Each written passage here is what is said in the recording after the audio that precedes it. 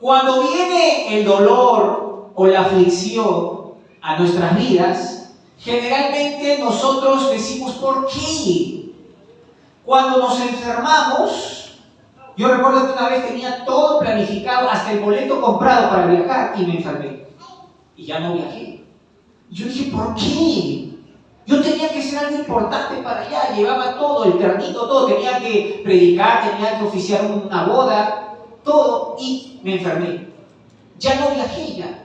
Se gastó el dinero en vano y todo. Y dije, ¿por qué? Generalmente decimos ¿por qué? Se incendia una casa, ¿por qué? Fracasa el negocio que invirtieron, ¿por qué?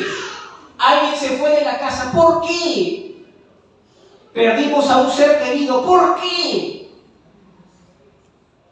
Nuestras deudas se acumulan y en lugar de poder pagarlas, aumentan, ¿por qué? Y nos lamentamos diciendo ¿por qué? ¿Por qué? ¿Por qué? Los jóvenes un poco frustrados no ingresan a la universidad, ya van como 4 veces y dicen ¿por qué? Si esta vez puse mi empeño. Un despido laboral, ¿por qué? Decimos. Y siempre nos preguntamos ¿por qué? Pero la verdad es que estas preguntas que le decimos al Señor ¿por qué? No están bien formuladas. Porque recordemos que en la Biblia nuestro Dios no nos habla de razones, porque cuando decimos ¿por qué? Estamos buscando razones. Razones para argumentar, para poder evaluar con nuestra mente. Pero en la palabra del Señor nos habla de propósitos. Y los propósitos no son por qué, sino son para qué. A su nombre sea la gloria. ¿Para qué? En cada situación, en lugar de buscar el por qué, en lugar de razonar la situación, nosotros como creyentes deberíamos buscar el para qué. O sea, ¿cuál es el propósito por el cual Dios está permitiendo ese dolor, ese sufrimiento, esa crisis? ¿Para qué? Gloria. ¿Para qué? No por qué, sino para qué. Aleluya. Entonces, si Dios ha permitido que venga lo que venga, debe tener el Señor sus razones. Él ve lo que nosotros todavía no podemos ver. El Señor se adelanta a los casos. Y más allá de entender los porqués, debemos entender esos para qués. Y después decimos, qué bueno. Cuando miramos hacia atrás y evaluamos algunas cosas y decimos, uy, yo estaba equivocado. Dios tenía razón. Gracias, Señor. Eso que en algún momento nos causó dolor, en el futuro, nosotros vamos a tener paz y decir, qué bien, que Dios ha permitido todo eso. Entonces, no va a ser el por qué. Al menos en este mensaje vamos a decir el para qué. Lucas 8:40. Vamos a ver una historia de sufrimiento, una historia de dolor. Vamos a ver la historia de Jairo y su hija. Bueno, Lucas 8:40. La palabra del Señor nos dice así: cuando volvió Jesús, le recibió la multitud con gozo, porque todos le esperaban. 41. Entonces vino un varón llamado Jairo, que era principal de la sinagoga, y postrándose a los pies de Jesús, le rogaba que entrase en su casa, porque tenía una hija única, como de 12 años, que se estaba muriendo, y mientras iba, la multitud le oprimía. Detenemos aquí. No porque Jairo tiene dolor, eso ya sabemos por qué tiene dolor, sino para qué viene este dolor. Ese es el detalle. Pero fíjense, Jairo no era cualquier persona, era uno que estaba en la sinagoga, o sea, conocía la palabra de Dios, era una persona respetable, más aún un buen trabajo, un buen oficio, era el principal, no era cualquier persona. Se presume que Jairo tenía buenos bienes, o sea, tenía todas las comodidades que uno quisiera tener. Es más, tiene criados, eso lo vamos a ver. Jairo lleva una vida correcta, buena, Él, posiblemente su esposa, y tiene solamente una hija de aproximadamente 12 años, una muchachita. Jairo posiblemente tenga una vida bastante plena y feliz hasta ese momento. Pero más allá de lo que pueda ocurrir en su humanidad, hay que reconocer que Dios tiene propósitos.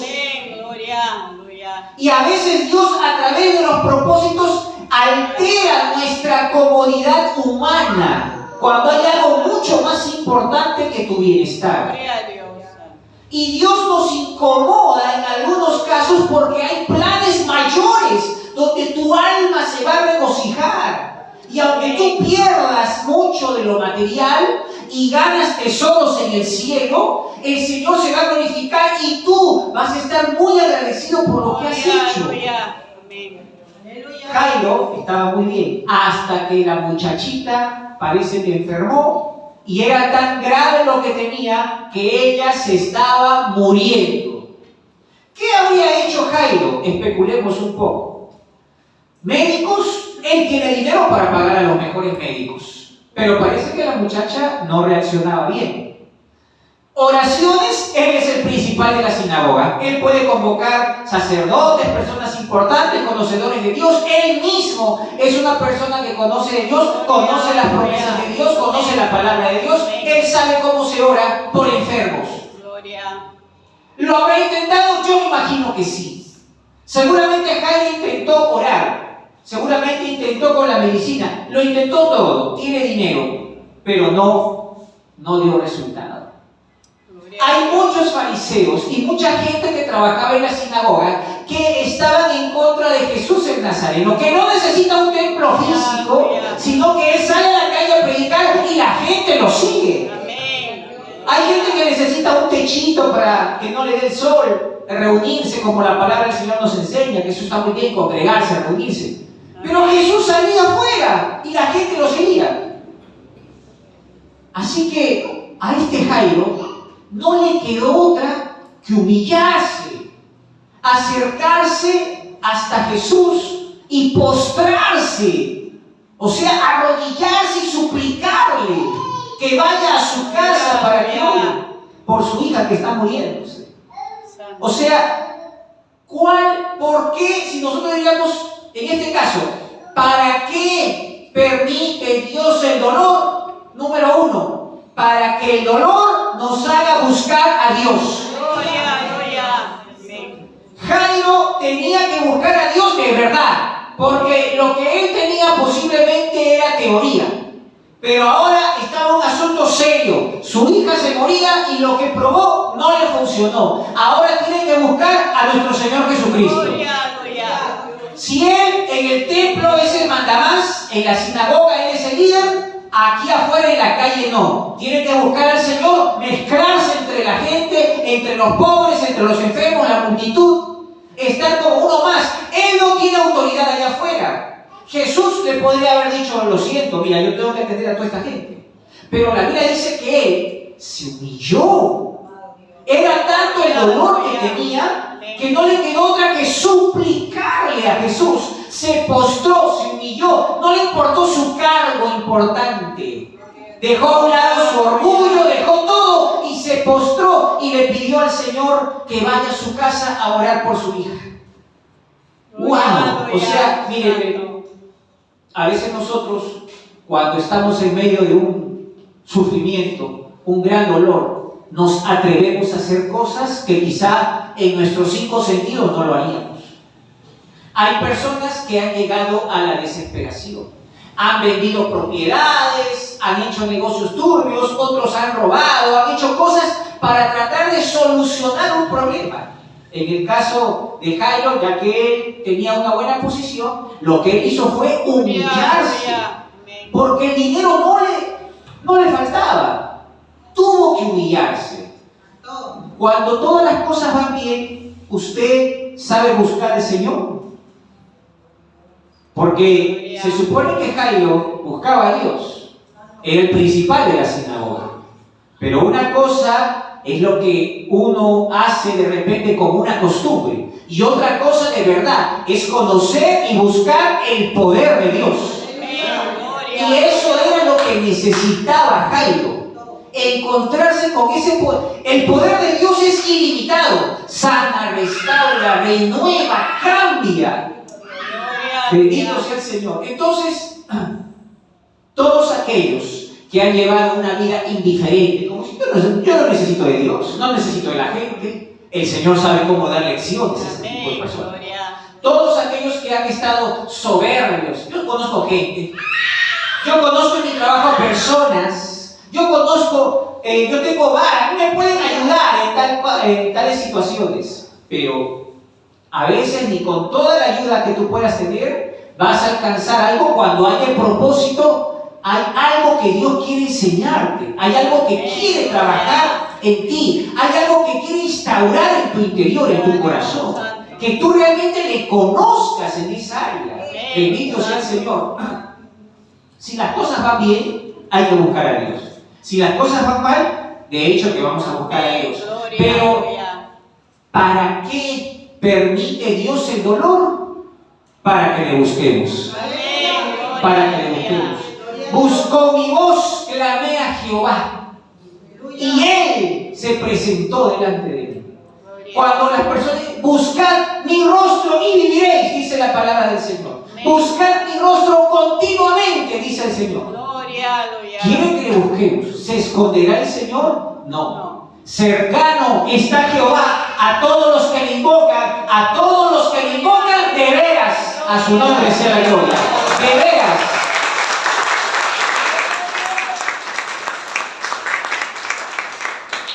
Nuestro Señor Jesucristo sabía que la gente tenía sus preocupaciones, sus necesidades. Y por eso Él mismo decía: llevad mi yugo sobre vosotros y aprended de mí, que soy manso y humilde de corazón, y hallaréis descanso para vuestras almas. Y luego decía: el que a mí viene, yo no le echo fuera. Venid a mí, los que estéis trabajados y cargados, que yo os haré descansar. Y había gente que venía al Señor, pero había muchos que no venían al Señor.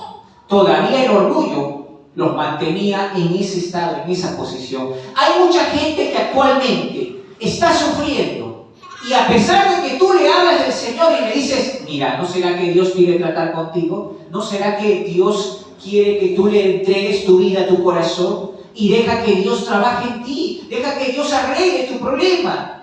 Y la gente no quiere. Otros que sí, alcanzaron esa gracia del Señor y aceptaron al Señor. Y algunos en las peores condiciones, en una cama fría de un hospital, en una carceleta de un penal, de una prisión, no lo sé, pero han llegado a alcanzar esa gracia del Señor. Pero no esperes eso. Realmente el Señor quiere aprovechar ese dolor, porque a veces nuestro corazón está muy frío para Él. A veces nuestra fe ha menguado y el Señor quiere tocarnos. Nos ama tanto que permite el dolor, el sufrimiento, para que nosotros nos acerquemos a Él. A su nombre sea la gloria.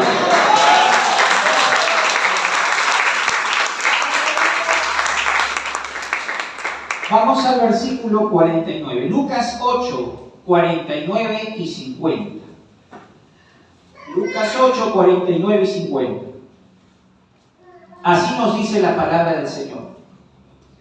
Estaba hablando aún cuando vino uno de la casa del principal de la sinagoga a decirle: tu hija ha muerto, no molestes más al maestro.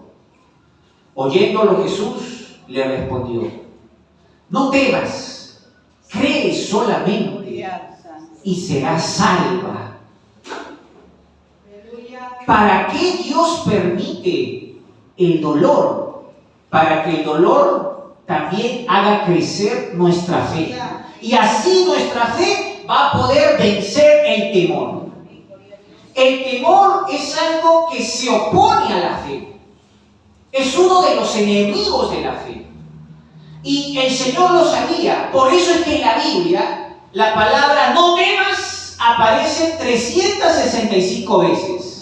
¿Cuántos días tiene el año? 365. O sea, todos los los días el Señor nos dice, no temas. En todas las edades, los niñitos no hicieron bien una tarea o no la cumplieron, ese día van al concierto, temor al colegio. Los que van a trabajar dicen, venderé o no, estoy un poco retrasado del tiempo. Todos tenemos un temor. Llega una noticia, agarramos el teléfono. Hay algunos que no quieren ni agarrar el teléfono. ¿No será una mala noticia? Hay temores para diferentes cosas. No puedes poner un negocio porque ya quieren venirte a cobrar cupos. Estafadores y toda clase de personas. Los temores están ahogando a la sociedad. Y también cuando uno en su diario vivir está trajinando y de pronto tiene un dolor extraño en el cuerpo y inmediatamente viene un temor. ¿No será esto tal cosa? ¿No habrás heredado esto de la abuelita de tu mamá y te va a venir eso también a ti? Y todo se va de alguna manera atemorizando con una cosa y otra. Los temores son terribles. Aquí vemos que cuando Jairo ya estaba sufriendo porque ha visto el proceso de enfermedad de su hija, es su única hija. O sea, si muere esta niña, Jairo se queda sin descendientes. ¿Para quién será su casa, sus bienes, sus tierras? ¿Para quién va a ser? ¿Qué será de él? Él no va a poder ver nietos, su hija todavía tiene 12 años. Ahora, la única hija que tiene está muriéndose. Ahora este dolor que siente Jairo se va a convertir en una verdadera crisis, porque vienen unos hombres y le dicen, ya no molestes más al maestro, tu hija ya murió. Cuando escuchamos eso de ya murió, en nuestra mente automáticamente dice, ya no se puede hacer nada. Ya no se puede hacer nada. Porque así pensamos humanamente. Pero en el Señor sabemos de que el poder de Dios es ilimitado.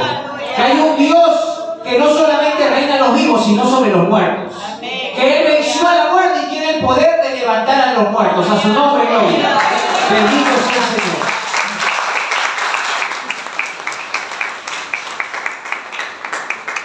Aquello que parece un gran sufrimiento, un enorme dolor, algo que es inevitable y que ya no se puede hacer nada, no se puede remediar la situación, ya está muerta. Pero Jesús aprovecha para motivar. Una cosa es lo que tú veas con tus ojos, oigas con tus oídos físicos, y otra cosa es el terreno de la fe. Una cosa es que tú expliques razones y quieras saber los porqués, y otra cosa es que Dios quiera añadir sus para qués. Y aquí hay un para qué que el Señor quiere añadir. Esta enfermedad no es para muerte. En algún momento le dijo cuando le llegó el mensaje de que Lázaro había muerto. Esta enfermedad no es para muerte. Es para que la gloria de Dios se manifieste. Y aquí también iba a ser un caso similar. Esta enfermedad de la niña, bueno, esta realmente había muerto. Pero si había propósitos aquí, el Señor aprovechó y motivó. Generalmente ocurre que cuando nosotros estamos en una situación difícil, hay gente que nos dice, mira, yo te estimo, te voy a decir la verdad. La realidad de las cosas son estas. No te quiero generar falsas expectativas. Y en parte tienen buena intención. Pero hay que reconocer que hay otros, en el caso de Jesús, que Él ve de manera diferente, piensa diferente. Cuando hay propósitos diferentes, el Señor actúa y le dice, no temas, cree solamente. No temas, cree solamente. Este no temas cuenta con los 365 que están en toda la Biblia. Uno para que cada día el Señor nos recuerde que no debemos temer. ¿Para qué entonces el Señor permitió ese sufrimiento, ese dolor? ¿Para qué permitió que esa niña muera? Para que ese dolor haga crecer nuestra fe de tal manera que nuestra fe pueda vencer nuestros temores. Hay gente que está todo el tiempo sufriendo por diversos temores, preocupaciones. Y Dios, en medio de eso, dice, yo estoy interesado en que tu fe pueda crecer.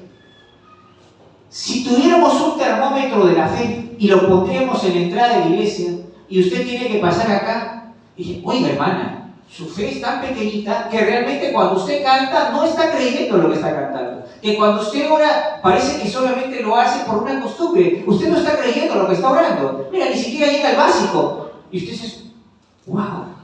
Y como que nos confrontaría. No tenemos ese aparato, no existe. Y ninguno de nosotros podemos juzgarnos a los demás. Pero sí es cierto que Dios está interesado en que podamos crecer en la fe. Amén, aleluya. Gloria. Pregunta.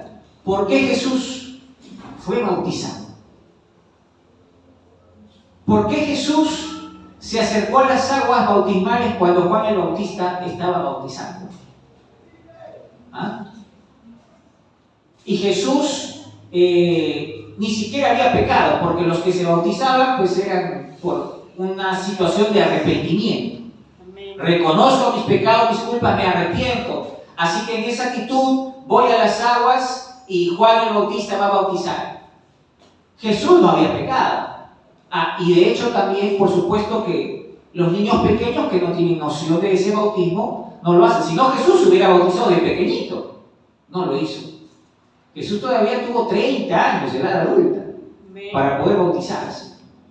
Jesús lo hizo con una fe, de tal manera de que nadie tenga excusa de hacerlo.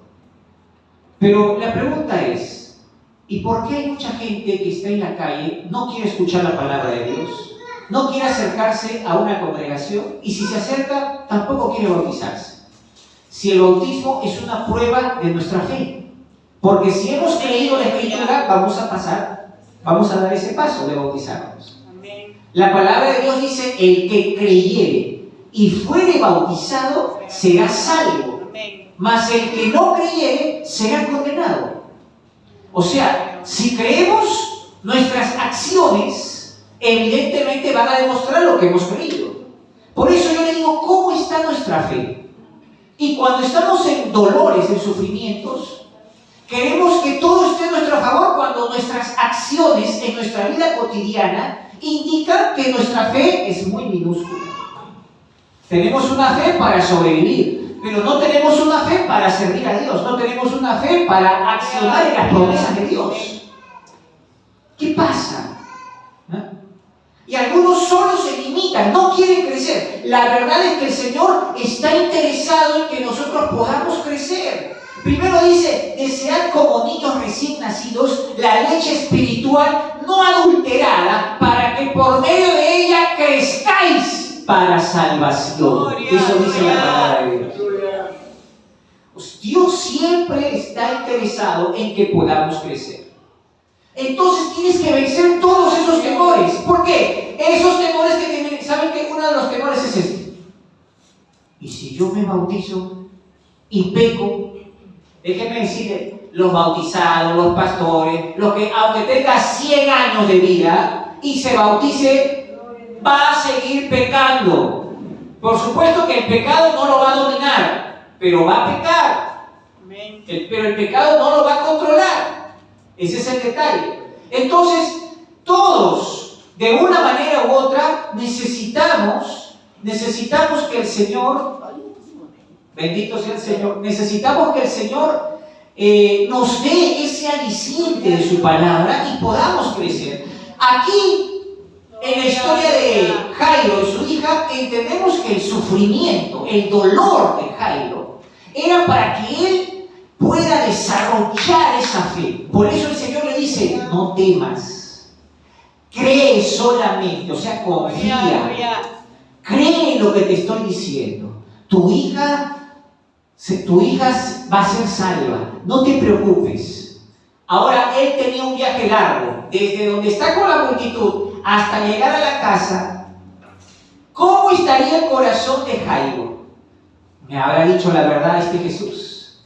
Voy a ir delante de toda la gente debe estar ahora en lamento, en lloro, y yo voy a ver a mi hija muerta todo este camino, estoy confiando en este hombre. ¿Realmente será cierto lo que me ha dicho, que no tema, que crea solamente que mi hija se salvará? ¿Será cierto lo que me dice? ¿Cómo habrá sido ese trayecto? La Biblia no lo dice, pero yo quiero imaginar. ¿Cómo habrá sido la lucha interna que tenga este hombre Jairo? Porque realmente Cuando tenemos un sufrimiento, un dolor, el proceso es un poco difícil, es un poco largo.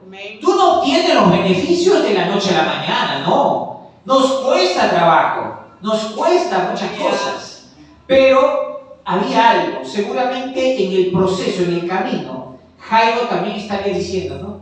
Igual, si yo no creyera, mi hija está muerta, igual que está muerta, he perdido. Pero si yo de todas maneras confío ahora, estoy yendo con este hombre a mi casa, entonces algo puede suceder y mi hija se puede restaurar. Y si este hombre sanó a tantos enfermos, puede ser algo por mi hija, creo que sí puede hacer algo. No me voy a ir al lado de este hombre, voy a caminar a su lado y voy a ver su gloria.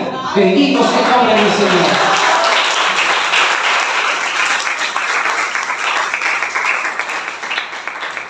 Necesitamos la fe para crecer y vencer los temores. Amén, aleluya. Pueden creer que existen cristianos, muchos cristianos, que no quieren que llegue la noche, porque en la noche tienen ataques. En la noche son oprimidos, espíritus malignos los oprimen. Y todavía te dice, pastor, de verdad, aunque usted no lo crea, he sentido que me jalan las patas. ¿Tienes patas o pies? Pastor, yo ya no veo películas de terror hace tiempo, pero igual siguen molestando los chamucos. Yo digo, ¿no será que tienes algo atractivo para los chamucos? ¿Por qué te están pasando estas cosas? ¿Por qué no lo reprendes? Y ya saben qué, no hay autoridad en su oración. No tiene autoridad en su oración por la misma clase de vida que están llevando. Y son conscientes de eso. Y uno hasta en la iglesia se da cuenta cuando están los cultos de oración, quiénes son los que claman, levantan su voz, saben orar, saben reprender, tienen esa autoridad. Pero hay otros, no lo hacen.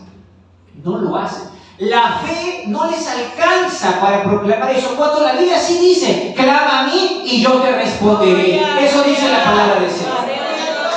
Pero muchos calladitos.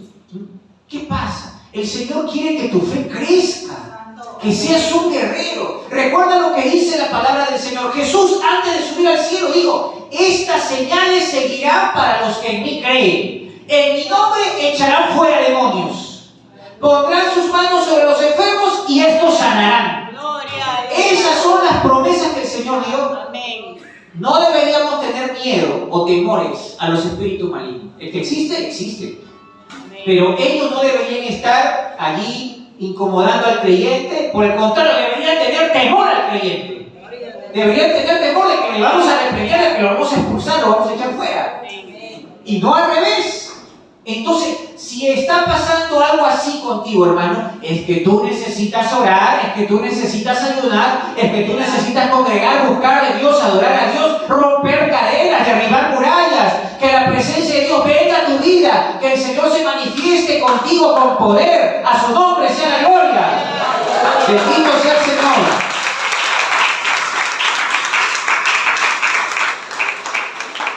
Alabado sea el nombre del Señor. Vamos al versículo 51. Lucas 8, 51 y 52. Bendito sea el Señor. Está interesante la historia de Jairo, ¿verdad? Muy buena, ¿no? Es que cuando hay un dolor, la gente dice, ¿por qué? Pero no se trata de por qué, sino se trata de para qué. Bendito sea el Señor. Ahora sí, Lucas 8, vamos al 51 y 52. La palabra del Señor dice así, 51. Entrando en la casa, no dejó entrar a nadie consigo, sino a Pedro, a Jacobo, a Juan y al padre y a la madre de la niña. Y lloraban todos y hacían lamentación por ella. Pero él dijo, no lloréis, no está muerta, sino que duerme. Mira el 53. Y se burlaban de él, sabiendo que estaba muerta. Ahora, la realidad es que la niña estaba muerta. Eso es la realidad. Pero la verdad es que Jesús la ve viva, porque Él mira con los ojos de la fe. Lo que para nosotros está acabado, que ya no tiene solución, para lo que la Biblia dice, Para lo que el hombre le es imposible, para Dios todo le es posible. A su nombre, gloria.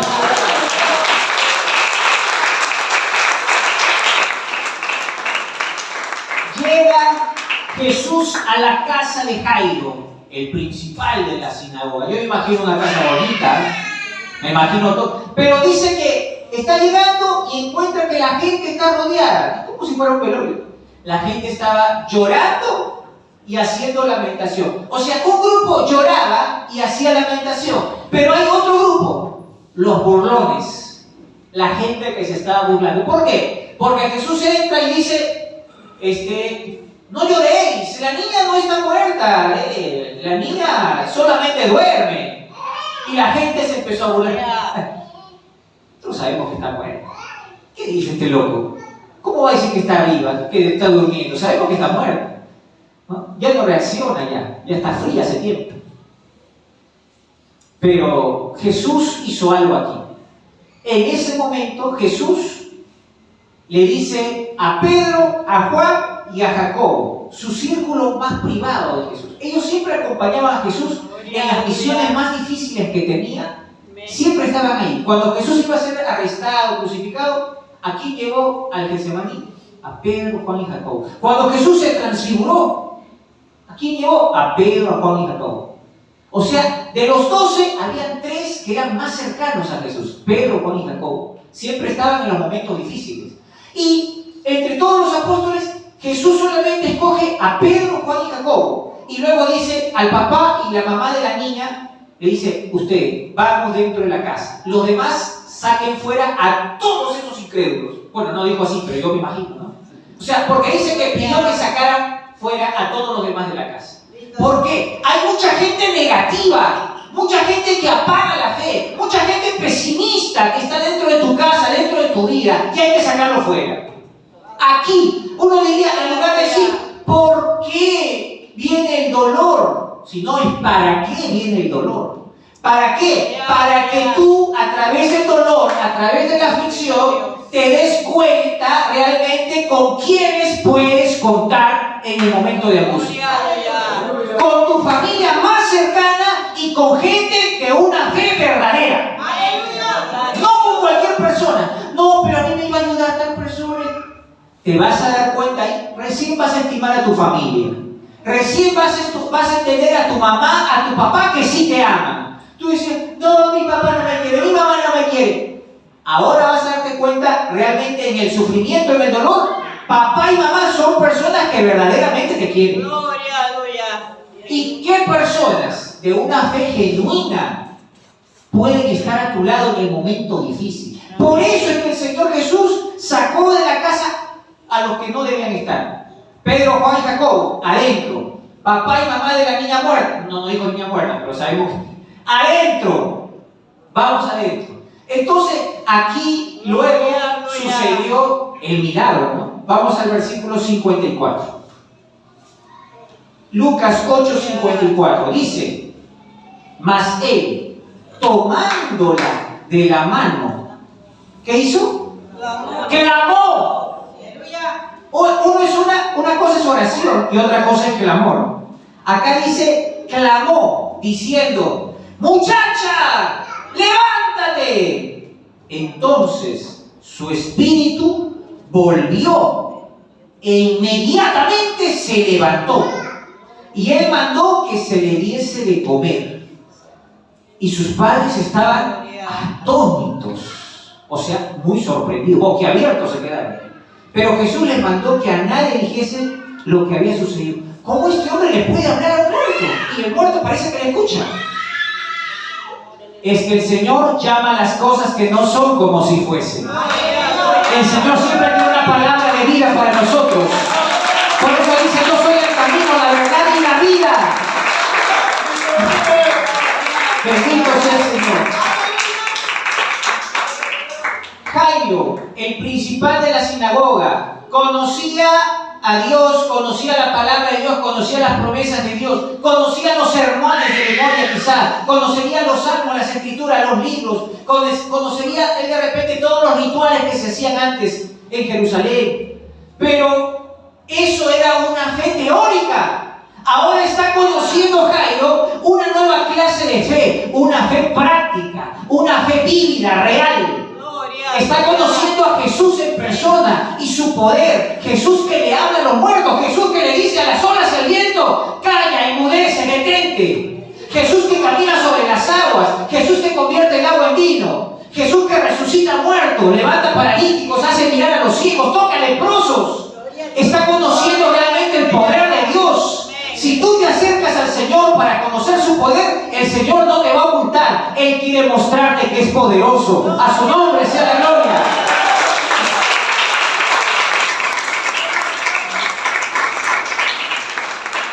Pero no sabes cuánto tiempo va a durar el dolor, el sufrimiento, cuánto durará el proceso. No se sabe. ¿Cuánto tiempo habría estado enferma esta niña de 12 años? No lo dice la Biblia. Pero usted sabe que una enfermedad a veces toma su proceso de algunos meses, qué sé yo. Pero ahora la enfermedad había llegado a tal punto que este Jairo, quizá con su dinero, sus influencias, intentó llamar sacerdotes, hizo oraciones, no pasó nada. Médicos, no pasó nada. La niña estaba enfermando gravemente hasta que cuando llega al límite donde él ya no puede hacer nada, va a buscar a Jesús. Y a pesar de su cargo importante, se postra de rodillas y le suplica, por favor, venga a mi casa, mi hija se está muriendo. Jesús, a pesar que toda la gente le está siguiendo, ahí hace el milagro de la mujer de flujo de sangre, si ustedes siguen leyendo el capítulo 8. Pero luego, no le importó a la gente. Vamos, no temas, cree solamente. Le dijeron, tu hija ya murió, Jairo, ya no molestes al maestro. Mira, hay tanta gente que quiere escuchar, ya no lo molestes. Jesús le dijo, no temas, cree solamente, vamos a tu casa. Y le recibió en la casa. Y ahí empezó el milagro. Pero el milagro yo creo que se estaba dando antes, desde que Jairo le dijo, está bien, vamos a mi casa. ¿Por qué no le dijo Jairo, sabe qué, Señor? Ya me han dado aquí, estos son hombres de confianza que trabajan para mí y me han dicho que a mi hija ya murió, le agradezco su tiempo, pero no voy a incomodar, usted tiene que atender a toda esta gente que está aquí. Yo no soy el único que vaya a mi casa, voy a arreglar los funerales de mi hija. No, Jairo tuvo que creer la palabra que Jesús le dijo.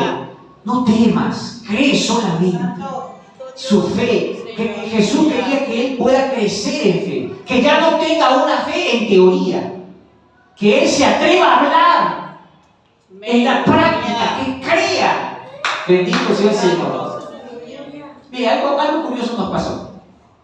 El día miércoles que me fui de viaje a la selva, estaba en el camino y mi compañero de viaje me dice, todo preocupado, me estaba esperando en el terminal, y me dice, pastor, tuve un problema.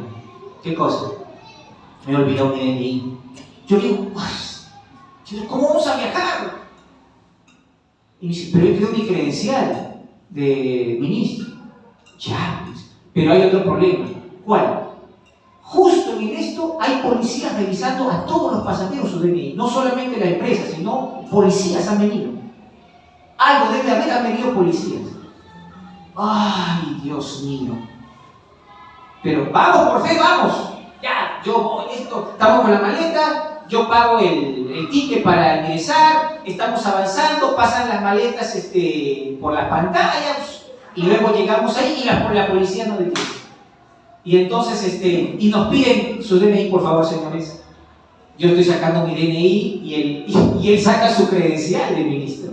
Y luego le dice, disculpe, jefe, que nosotros somos pastores, vamos al campo misionero a trabajar, le servimos al Señor. Y dice, ¿que ustedes son hermanos? Y el policía dice, yo también soy hermano, hace 8 años. Se van a hacer el trabajo y me ven la bocina que lleva el micrófono, el parlante, y entonces se van a evangelizar. Gloria a Dios, pasen, cielo. Déjenme pasar los siervos de Dios. Y pasamos, no nos detuvieron.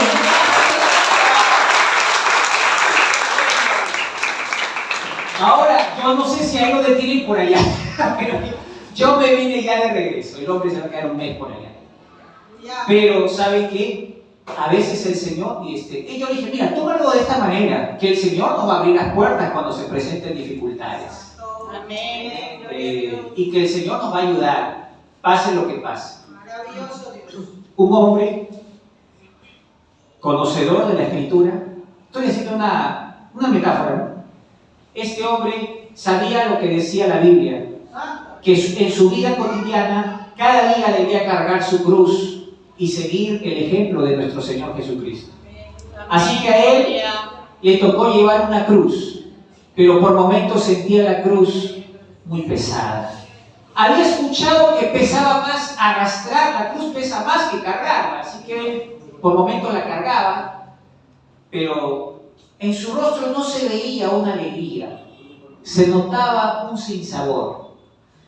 Y luego cuando va marchando, ve hacia atrás un camino largo y hacia adelante otro camino largo y incierto. Un lugar desértico. Y él decía, tengo hambre, tengo sed. Y avanzaba, pero todo estaba desierto y él cargando la cruz, sudando. Creo que ya no doy más. Y en eso, medio mareado, distingue como un árbol con frutas. Y él dice, es mi imaginación. Pero si esas frutas que se ven jugosas son de verdad, tengo que hacer un esfuerzo por llegar hasta esas frutas. Y siguió cargando la cruz, y llegó hasta donde estaba el árbol con frutas. Pero cuando llega, se da cuenta que las frutas estaban muy altas, y él, por más que saltaba, no podía alcanzar las frutas. Y dijo, ahora moriré, estoy extenuado, voy a morirme de hambre cuando aquí están las frutas. Entonces dijo, ¿qué voy a hacer? Agarra su cruz y luego la apoya en la rama. Y luego dice, un momento, esta cruz me puede servir. Y la cruz le sirvió para que él pueda trepar como si fuera una escalera, y alcanzó las frutas y fue saciado. Comió las frutas, se refrescó su garganta, se llenó y él dijo, ya tengo un poquito de fuerzas para continuar mi recorrido. Volvió a cargar la cruz con una ligera expresión de satisfacción.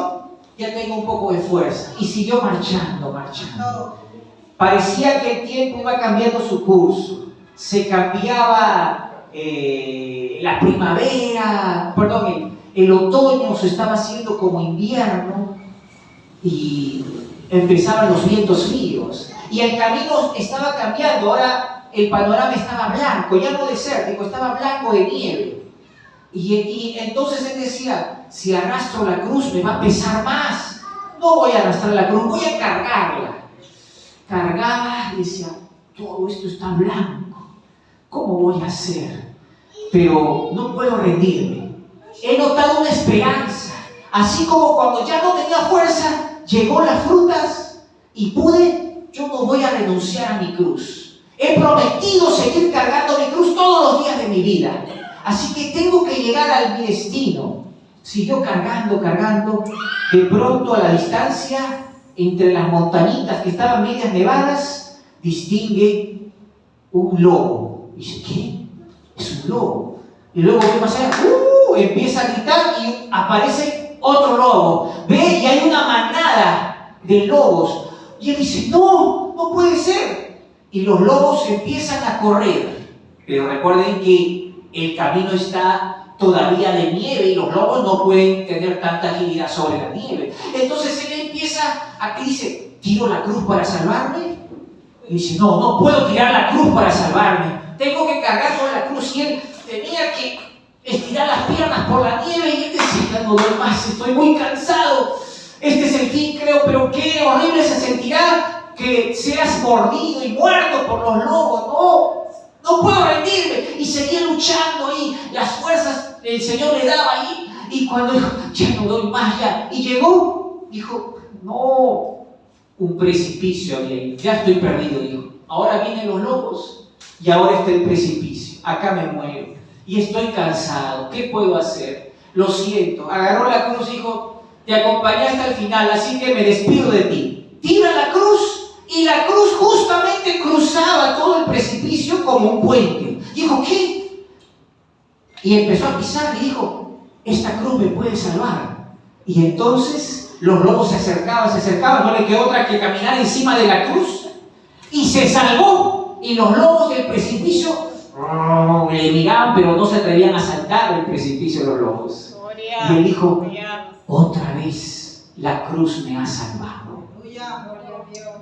Cada vez que tengas un problema, acuérdate de la cruz. Gloria. Si Jesús pagó un alto precio por nosotros, no va a dejar que perezcas en una situación de sufrimiento, de dolor. Él va a saber cómo socorrernos. Amén. Él va a saber llegar a tiempo cuando dices ya no hay fuerza, ya no puedo más. Él va a saber cómo sostenerte. Gloria a Dios. ¿Estará todavía trabajando en ti? ¿Qué malas actitudes hay? ¿Ya te has humillado de verdad de corazón? ¿Con toda tu alma lo has hecho? ¿O todavía no lo has Gloria, hecho? gloria. El Señor quiere limpiar todo eso, para que tú realmente de aquí en adelante lleves tu cruz todos los días de tu vida y puedas ser salvo. Aleluya. Estemos de pie, vamos a orar.